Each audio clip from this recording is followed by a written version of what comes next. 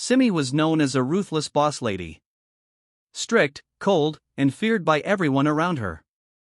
She slapped her driver for the slightest mistake even when the car was spotless.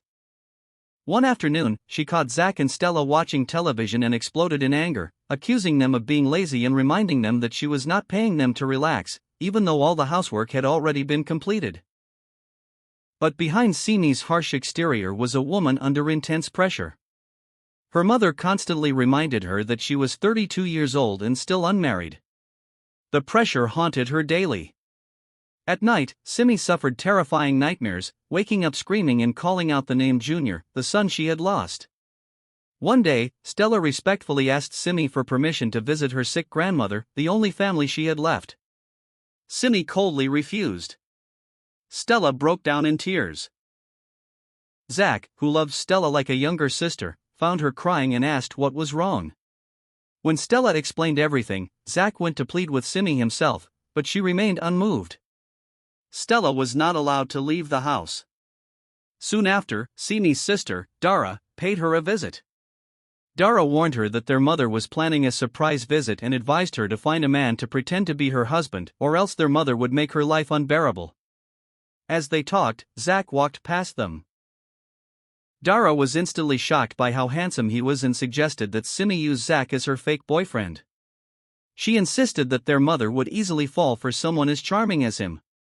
Left with no other option, Simi summoned Zack and offered him money, clothes, and full care if he would pretend to be her boyfriend. Zack refused repeatedly. Later, when he went to check on Stella and realized she still had no news about her grandmother, he returned to Simi and agreed, but on one condition. Stella must be allowed to go and stay with her grandmother. Simi agreed, but insisted Stella must return once her mother left. Stella was overjoyed. Simi even gave her money to take her grandmother to the hospital. Simi bought new clothes for Zack to make him presentable. Then, without warning, her mother arrived. The first question she asked was about Simi's boyfriend. When Zack was nowhere to be found, Simi quickly showed her a ring and claimed he had already proposed.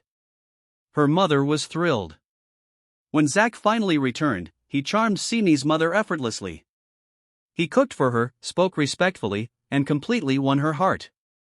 At one point, he kissed Simi casually and called her baby, shocking Simi herself, but the plan was working perfectly. At night, Zack slept on the couch. When Simi had another nightmare, he instinctively went to comfort her, but she pushed him away with a warning look. Still, as days passed, Zack and Simi's mother grew very close. She shared childhood stories about Simi, softening Zack's view of her. One night, Simi finally broke down and told Zack the truth about her nightmares. Her son had died because she ignored his calls while she was busy working, thinking he was playing a prank. When she returned home, she found him dead. The guilt never left her. Dara later visited again and was shocked by the bond between Zack and their mother. When she asked Simi privately if she was falling in love, Simi denied it, insisting she could never love her driver. After their mother returned to the village, everything went back to normal. Zack returned the clothes Simi bought, saying he wanted to keep things professional. Then disaster struck.